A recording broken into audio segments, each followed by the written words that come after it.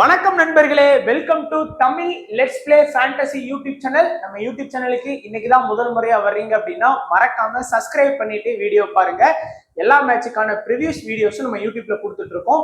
அதே போல நம்மளுடைய டெலகிராம் சேனல்ல ஜாயின் பண்ணல அப்படின்னாலும் மறக்காம ஜாயின் பண்ணிக்கோங்க. முக்கியமான அப்டேட், ஒரு வேலை வீடியோ எடுத்ததுக்கு அப்புறம் ஏதாச்சும் ஒரு அப்டேட் இருந்தா கண்டிப்பா டெலகிராம் சேனல்ல உங்களுக்கு கொடுத்துறேன். ஏதாச்சும் பிளேயர்ஸோட இன்ஜுரி இல்லைன்னா அன்அவைலபிள் ஸ்டாட்ஸ் எதுவும் இருந்தா உங்களுக்கு கண்டிப்பா டெலகிராம்ல வந்து உங்களுக்கு அப்டேட் பண்ணிடுவோம். அது போக ஃபைனல் டீம், ஸ்மால் லீக்குக்கான demo teams, grand league teams, அதுக்கப்புறம் one player fantasy option, pitch ரிப்போர்ட்னு சொல்லி எல்லாமே நம்ம சேனல்ல உங்களுக்காக ஃப்ரீயா கொடுத்துட்டு இருக்கோம்.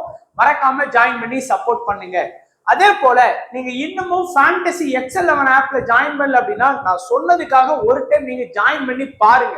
உங்களுக்கு எவ்வளவு பெனிஃபிட் இருக்குன்னு அதுக்கப்புறம் தான் வந்து புரியும் இவ்வளவு வேஸ்ட் பண்றோமா அப்படின்னு. ஏன்னா நீங்க வந்து ஒரு ஹெட் டு ஹெட் கான்டெஸ்ட்டை நீங்க கம்பேர் பண்ணி பார்த்தீங்கன்னா தெரியும் உங்களுக்கு எவ்வளவு சேவ் ஆகுது அப்படிங்கிறது. ஸோ இது தெரியாம வேற ஏதாச்சும் ஹை ஃபேண்டசி ஆப்ல போய் நீங்க பிளே பண்ணிட்டு இருக்காதீங்க.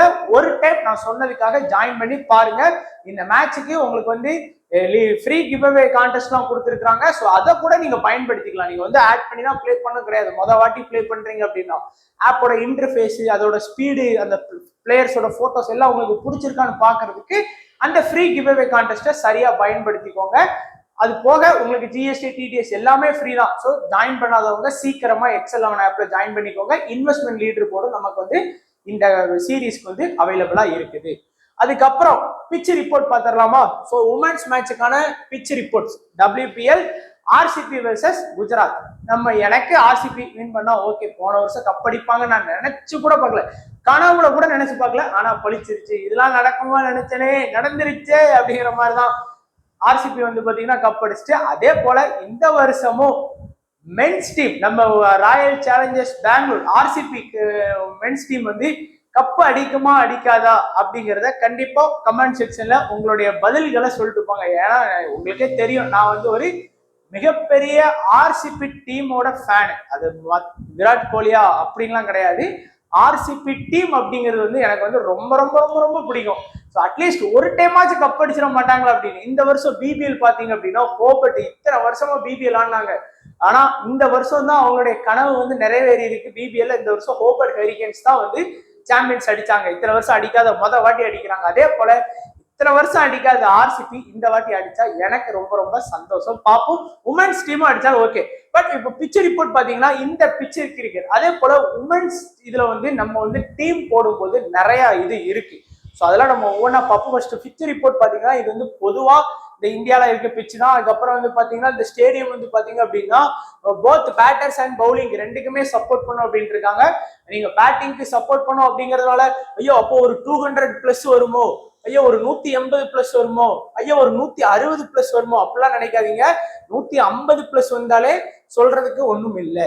அதுக்கப்புறம் வந்து இந்த பிச் வந்து பாத்தீங்கன்னா T20 ஃபார்மேட்டுக்கு ஒரு நல்ல பிச் அப்படின்னு சொல்லியிருக்கிறாங்க. ஃபேவர் ஆஃப் ஸ்பின்னருக்கும் வந்து பாத்தீங்கன்னா இருக்கும். அதே போல ஃபாஸ்ட்டுக்கும் வந்து சப்போர்ட் இருக்கும் அப்படின்னு இருக்காங்க. பொதுவா பேட்ஸுக்கும் பேட்ஸ்மேனுக்கும் சப்போர்ட் இருக்கும், பவுலர்ஸுக்கும் இருக்குன்ட்டாங்க. அதுல பவுலர்ஸுக்கு வந்து பாத்தீங்கன்னா ஸ்பின்னருக்கு வந்து அதிகமா சப்போர்ட் இருக்கும். அதுல ஃபாஸ்ட்டுக்கும் நீங்க சப்போர்ட் வந்து இருக்கும் எதிர்பார்க்கலாம் அப்படின்னு இருக்காங்க. அதே போல மற்றபடி பாத்தீங்க அப்படின்னா அதே தான், ஸ்பின்னருக்கு சப்போர்ட் இருக்கும், அதே மாதிரி ஃபாஸ்ட்டுக்கு அப்படின்னு சொல்லியிருக்காங்க. பட் ஓவராலா பாத்துக்கோங்க. ஸோ இப்போ நம்ம வந்து உமன்ஸ் T20 இன்டர்நேஷனல் மேட்ச் இந்த பிச்சில் இப்பதான் முதல் டொமஸ்டிக் மேட்ச் ஆடுறாங்க. இன்டர்நேஷனல் T20 மேட்ச் வந்து ஒரு 3 உமன்ஸ் மேட்ச் ஆடி இருக்காங்க. அதோட ரிசல்ட் பாத்தீங்கன்னா 3 மேட்ச்ல 2 மேட்ச் பேட்டிங் ஃபர்ஸ்டும் 1 மேட்ச் வந்து பேட்டிங் செகண்ட் வின் பண்ணியிருக்காங்க.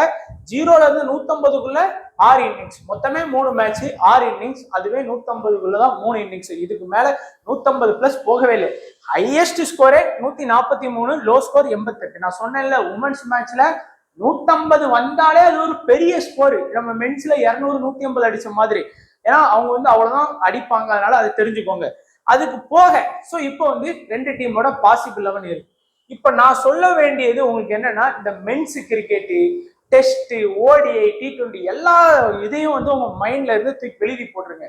நிறைய எங்க போனோம் அப்படின்னா இப்ப ரீசெண்டா நடந்த வேர்ல்டு கப் T20 கிரிக்கெட் வந்து உமன்ஸுக்கு வந்து நடந்தது. அதுல வந்து நியூசிலாந்து வந்து வின் பண்ணாங்க, சவுத் ஆப்பிரிக்கா வந்து வின் பண்ணாங்க.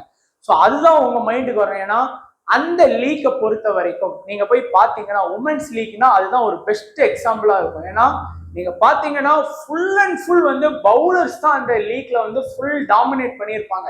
நீங்க ஒரு பேட்டிங் நீங்க ஏன்னா உமன்ஸ் கிரிக்கெட்டை பொறுத்த வரைக்கும் பவுலர்ஸுக்கு தான் மோர் இம்பார்ட்டன்ட். நீங்க வந்து இந்த ஃபேண்டசி பாயிண்ட் இது எல்லாமே முடிஞ்சு போச்சு இப்போதைக்கு. ஏன்னா அவங்க சொன்னது ஜான்வரி 30 இருந்து பிப்ரவரி 14 முடிஞ்சிடும். நாங்க நீங்க ஒரு நாள் மேல இருக்கும் பிப்ரவரி 14. பட் நான் சொல்றது அந்த மாதிரி ஃபேண்டசி ஆப்ல விளையாடாதீங்க. நியூ பாயிண்ட் சிஸ்டம் கொண்டு வந்தது, அது ஃபுல்லா பேட்டிங் டாமினேட் பண்ற மாதிரி இருக்குது, விளையாடாதீங்கன்னு சொன்னேன்.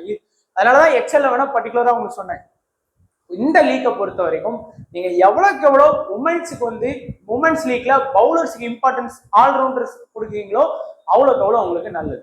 ஸோ இப்போ வந்து ஃபர்ஸ்ட் வந்து பாத்தீங்கன்னா ஆர்சிபி டீமோட பாசிபிள் 11 பார்த்துடலாம். மந்தனா, வியாட்டு, அதுக்கப்புறம் பெர்ரி, ரிச்சா கோஸ், மேஹானா, கரஹாம், அடுத்து வரிகம், ஸ்ரேங்கா பட்டேல், ராவட்டு, ரேணுகா சிங், ஆஷா சோபனா. ஸோ இங்க வந்து ஒரு நல்ல ஒரு ப்ராபபிள் 11 வந்து வச்சிருக்காங்க ஆர்சிபில. அதே போல குஜராத்லயும் வந்து பாத்தீங்கன்னா நல்லா ஸ்ட்ராங்கா இருக்காங்க. ஓல்வர்ட், அடுத்து மோனி, தயவுலு, அடுத்து ஹேம்லதா, கார்ட்னரு, டோட்டின், ஃபுல்மெயில், கன்வரி, சிங், ஷாஹில், அடுத்து காஷ்யா. இதுவும் ஸ்ட்ராங்கா தான் இருக்கு. ஆன் பேப்பர் ரெண்டு டீமே ஸ்ட்ராங்கா இருக்கு. நம்மளும் வந்து நம்ம இதை வந்து ப்ரெடிக்ட் பண்ணலாம். ஃபர்ஸ்ட் நான் பார்க்க வேண்டியது என்ன அப்படின்னா ஆல்ரவுண்டர்ஸ். ஏன்னா அதுதான் உமன்ஸ் கிரிக்கெட்லயே ரொம்ப ரொம்ப இம்பார்ட்டன்ட். அதனால நம்ம ஆல்ரவுண்டர்ஸை கண்டிப்பா தனியா தூக்கிடலாம். ஃபர்ஸ்ட் வந்து பாத்தீங்கன்னா மந்தனா வந்து ஆல்ரவுண்டர் கிடையாது. வியாட் வந்து ஒன்லி பேட்டிங் ஆப்ஷன் மட்டும்தான் ரெண்டு பேருக்குமே. ஆனா இந்த பெர்ரிங்கிறவங்க வந்து பாத்தீங்கன்னா 1 டவுன் வர்றாங்க, பிளஸ் 4 ஓவர் வந்து கம்ப்ளீட்டா பவுலிங் பண்ணுவாங்க. மேபி 1 or 2 விக்கெட் எடுத்து கொடுப்பாங்க. அவங்க அடிச்சு கொடுக்கக்கூடிய ரன் எல்லாமே பூஸ்ட் தான் நமக்கு. இப்ப மந்தனா வந்து கஷ்டப்பட்டு ஒரு 30 ரன் அடிக்காங்கன்னு வைங்க, பெர்ரி வந்து வெறும் ஒரு 5 ரன் தான் அடிக்காங்க. ஆனா அந்த 4 ஓவர் பவுல் பண்றதுல ஒரு விக்கெட் எடுத்துட்டாங்க அப்படின்னா பெர்ரி தான் லீடிங் பாயிண்ட்ல இருப்பாங்க கம்பேர் டு மந்தனாவை விட. அதனாலதான் ஆல்ரவுண்டர்ஸை ஃபோக்கஸ் பண்ண சொல்றேன். அதுக்கு அடுத்து ரிச்சா கோஸ்ட் வந்து இன்னும் ஒரு அட்வான்டேஜ் இருக்கு. என்ன அட்வான்டேஜ்னா ரிச்சா கோஸ்ட் வந்து விக்கெட் கீப்பர் அப்படிங்கிற ஒரு சின்ன அட்வான்டேஜ் இருக்கு. நீங்க மற்ற பிளேயர்ஸை கம்பேர் பண்ணும்போது ரிச்சாக்கு வந்து எக்ஸ்ட்ரா ஒரு அட்வான்டேஜ் இருக்கு. மந்தனாவோ, வியாட்டோ, மேஹானாவோ கம்பேர் பண்ணும்போது ரிச்சா கோஸ்ட் ஏன்னா ஒரு ரன் அவுட் பண்ணிட்டாங்க டைரக்ட் ஹிட்ல, இல்ல ஒரு கேட்ச் பிடிச்சாங்க அப்படின்னாலே ஒரு 20+ பாயிண்ட் வந்துடும். ஒரு கேட்சுக்கு 8 பாயிண்ட், ஒரு ரன் அவுட்டுக்கு 12 பாயிண்ட், அதெல்லாம் நம்ம பார்த்திருக்கோம். ஸோ அந்த வகையில அவங்க இம்பார்ட்டன்ட். அடுத்து மேஹானா வந்து ஒன்லி பேட்டிங் ஆப்ஷன் மட்டும்தான்.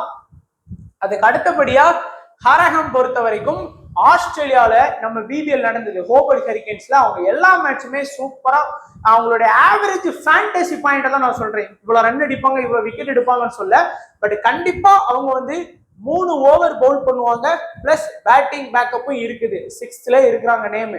அதனால எல்லா மேட்சுமே ஆவரேஜா பாத்தீங்கன்னா ஒரு 40 to 50 ஃபேண்டசி பாயிண்ட் வந்து வாங்கி கொடுக்கக்கூடிய ஒரு நல்ல ஆல்ரவுண்டர், ஃபாஸ்ட் பவுலர். பெர்ரி மாதிரி அவங்களும் வந்து நல்ல ஒரு ஃபாஸ்ட் பவுலர்.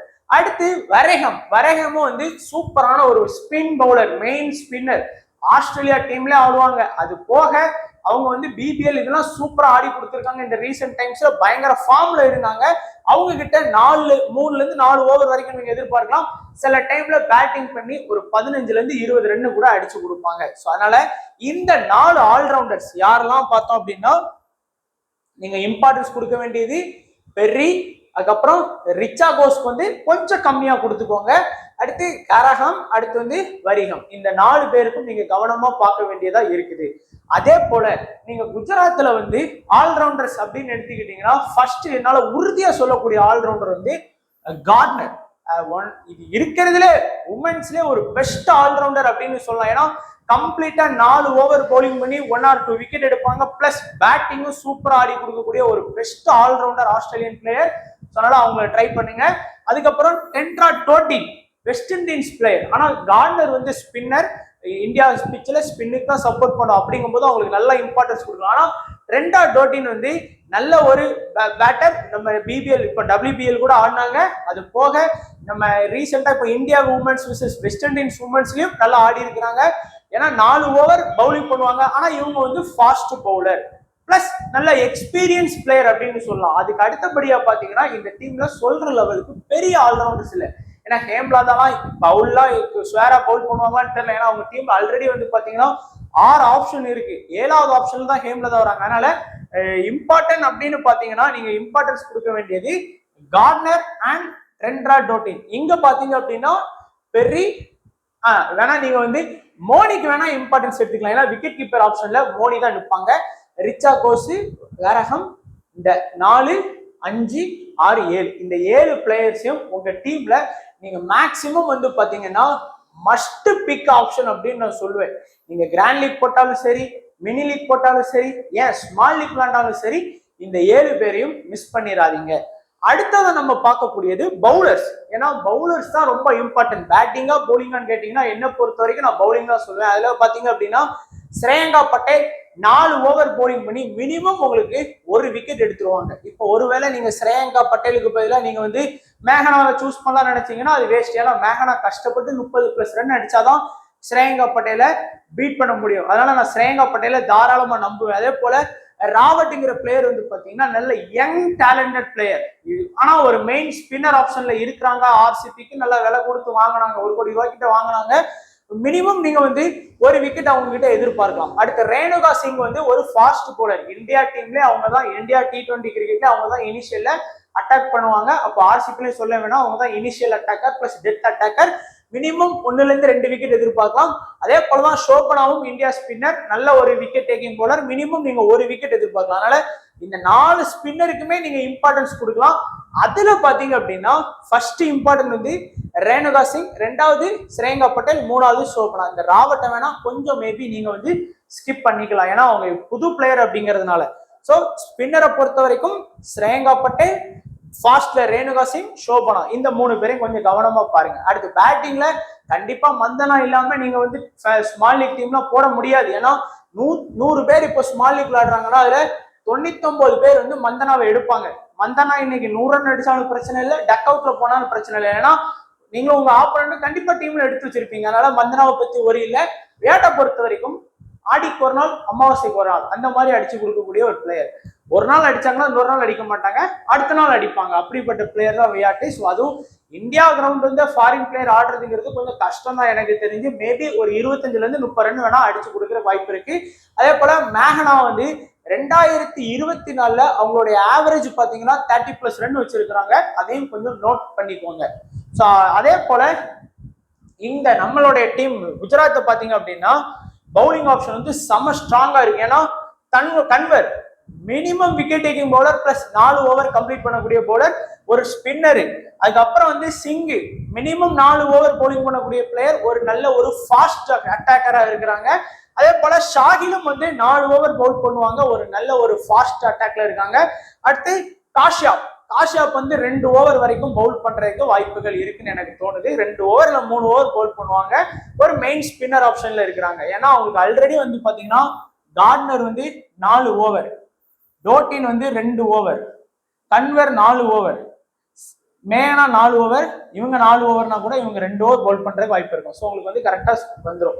இல்ல இந்த 4 ஓவர் கம்ப்ளீட் பண்ணக்கூடிய சிங்கிட்ட இல்ல ஷாகில்டே 1 ஓவர் காஷியா போட்டுட்டு ட்ரெண்டா டோட்டின் கூட 3 ஓவர் பவுல் பண்றதுக்கு கூட வாய்ப்புகள் இருக்கலாம் மேபி. பட் என்ன பொறுத்த வரைக்கும் பவுலிங் ஆப்ஷன்ல கன்வர் அண்ட் ஷாகில் இந்த 2 பேரையுமே கொஞ்சம் கவனமா பார்த்துக்கோங்க. பேட்டிங்னு பாத்தீங்கன்னா வால்வர்ட் சம பிளேயர். நீங்க இப்போ சவுத் ஆப்பிரிக்கா டீமுக்கே அவங்க தான் கேப்டன், ஓப்பனிங் ஆடுவாங்க. ஆனா என்ன இந்தியா பிட்ச்ல வந்து அந்த மாதிரி பிளேயர்ஸ் ஆடுறதுங்கிறது கொஞ்சம் கஷ்டப்படுவாங்க.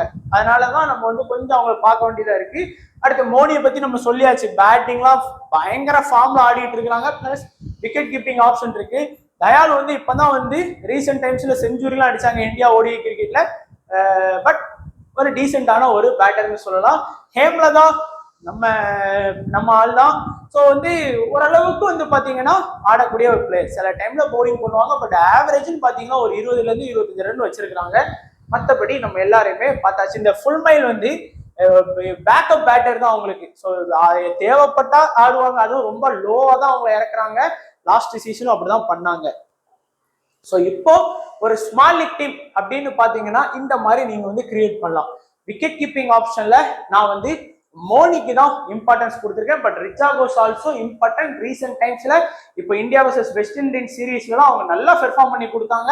அண்ட் மந்தனா, வால்வர்ட் 2 பேரையுமே நம்ம வந்து பேட்டிங் ஆப்ஷன்ல சூஸ் பண்ணியிருக்கோம். ஆல்ரவுண்டர்ஸ்ல கார்ட்னர், பெர்ரி, ட்ரெண்டா டோட்டின், வாரஹாம், அடுத்து ஸ்ரேயங்கா பட்டேல் பவுலிங்ல, ரேணுகா தக்கூர், அடுத்து வந்து கன்வர், அடுத்து வந்து ஷாக்கிர். ஸோ நான் வந்து ஆல்ரவுண்டர்ஸ் பவுலர்ஸ்லேயே நான் வந்து 8 பிளேயரை சூஸ் பண்ணி வச்சிருக்கேன். நிறைய பேர் வந்து இந்த மாதிரி எடுக்க மாட்டாங்க. எல்லாருமே பேட்டிங் ஆப்ஷனுக்கு தான் நிறைய இம்பார்ட்டன்ஸ் கொடுப்பாங்க.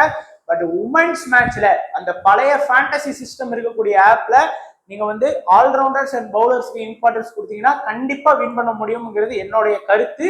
ஸோ அது உங்களுக்கு ஓகே இல்லைன்னா நீங்க பேட்டர்ஸ்க்கு இம்பார்ட்டன்ஸ் கொடுக்கலாம். ஏன்னா இவங்களோட செலக்டட் பெர்சன்டேஜ்லாம் ரொம்ப லோ, 10% செலக்ட் பண்ணியிருக்காங்க. அதே ரிச்சா கோஸ்க்கு போனீங்க அப்படின்னா ரிச்சா கோஸை வந்து 70% செலக்ட் பண்ணியிருக்காங்க. ஸோ அப்போ நீங்க சேஃபா பிக் பண்ணிக்கலாம், அது உங்களோட விருப்பம். கேப்டன் பாத்தீங்கன்னா இந்த 2 பேருக்கு தான் best captain vice captain option இருக்கு. ஸ்மால் லீக்னு வரும்போது இந்த 2 பேருக்குமே நீங்க best captain vice captain option வந்து கண்டிப்பா எடுக்கலாம். அதுல எந்த ஒரு பிரச்சனையும் இருக்காதுன்னு தோணுது. ஸோ அதனால கேப்டன் வைஸ் கேப்டன் ஆப்ஷன் எடுங்க, பிரச்சனை கிடையாது. ஏன்னா 4 ஓவர் பவுல் பண்றாங்க, பேட்டிங் ஆப்ஷனுமே இருக்கு. இல்ல நமக்கு வந்து எனக்கு வந்து கொஞ்சம் வித்தியாசமான கேப்டன்னா டோட்டின் வேணா விசி ஆப்ஷன் ட்ரை பண்ணி பார்க்கலாமே தவிர மற்றபடி சேஃபா போறது பெஸ்ட். உமன்ஸ் ஐபிஎல்ல தேவையில்லாம ரிஸ்க் எடுக்க வேண்டிய பழக்கமே நமக்கு தேவையில்லை. ஊரோட ஒத்து போயிட்டோம் அப்படின்னா வின் பண்றதுக்கு நிறைய வாய்ப்பு இருக்கு. இல்ல நான் தனியா போய் தன்மானம் காப்பேன் அப்படின்னு தலைகீழாத்தான் குதிப்பேன் அப்படின்னு போனோம்னா கண்டிப்பா உமன்ஸ் கிரிக்கெட்ல அது எடுபடாது. நானே சொல்லியிருக்கேன், ரிஸ்க் எடுக்கிறது நம்ம கையில தான் இருக்கு, ரிஸ்க் எடுப்போம் அப்படின்னு. பட் இந்த மாதிரி சீரீஸ்ல அவாய்ட் பண்றது பெஸ்ட். ஏன்னா நீங்க கார்னர் வந்து 4 over plus batting, very 4 over plus batting, 1 on batsman அப்படிங்கும்போது அவங்களுக்கு இம்பார்ட்டன்ஸ் கொடுக்காம நம்ம போயிட்டு வேற யாருக்காச்சும் இம்பார்ட்டன்ஸ் கொடுத்தா நம்ம மாதிரி கோமாளி யாரும் கிடையாது, என்ன மாதிரி கோமாளி யாரும் கிடையாது. அதனால கொஞ்சம் கவனமா டீம் போடுறதுதான் புத்திசாலித்தனம். Safe safe safe. உமன்ஸ் கிரிக்கெட்னாலே சேஃப் தான். அதனால அந்த மாதிரி ட்ரை பண்ணி பாருங்க.